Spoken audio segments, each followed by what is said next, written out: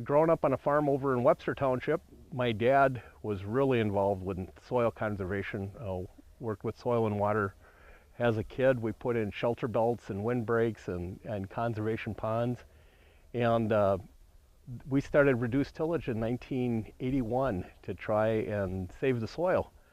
And we've kind of kept that work up. One of the fun things about that was Dad entered the farm into CRP in '85 and was actually on CNN showing some of the practices we had back then.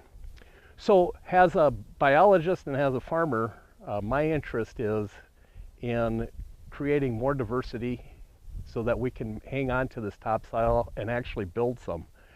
And what we had going on here this year was a plot by Steve and Tom to show us the various combinations of cover crops that we can apply to a standing crop and see what kind of effects that would have on soil health and potentially reducing erosion and actually decreasing our costs. The plots turned out pretty well. Unfortunately, the day that we were supposed to have for the field day, it rained. It seems like this is one of the few dry days we've had this fall. To the north, we flew on 40 acres of winter rye.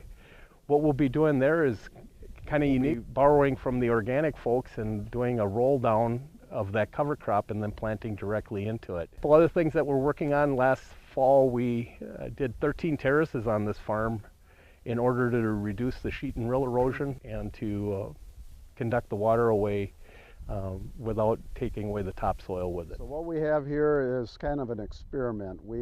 In the past, I've done rye grass into standing corn to follow with soybeans, and we ended up having a little leftover seed, so we had a nice long field here, so we tried some rye and radish on the bean ground on this strip here, the corn stalks, planted soybeans in between the corn rows right into the ryegrass. And this fall, from doing that last year, it worked out real well. Good yields. I think I had a little yield response.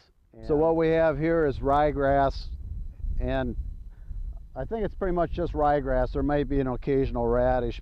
So we planted this with an airplane in the first part of September. I think it was the 12th or the 13th of September. And my plan is to let this grow up in the spring. Last year it was about knee high. And then I'll come in with a corn planter. I'm set up with trash wheels where I can plant soybeans right in between the corn rows. It seems like it's just obvious that we've got to have some extra soil health here. I mean, it just looks green and plush, and so it's got to be, you know, anytime you can keep something growing on the ground, it helps hold the soil and helps keep it a little healthier. This is year 2 for me trying this. Last year it worked real well. I was on a lighter farm, but I ended up with real good results. So we're playing with it again here, trying to learn as we go.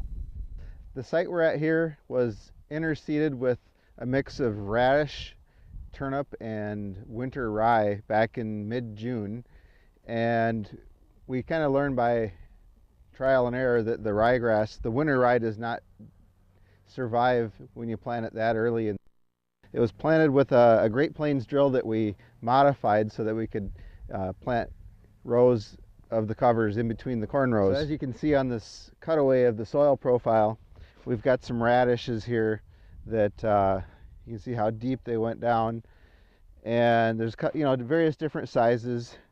Oftentimes when you see them in the soil and they make a bend, that's telling us that there's maybe a layer of compaction, so they're being limited by that soil.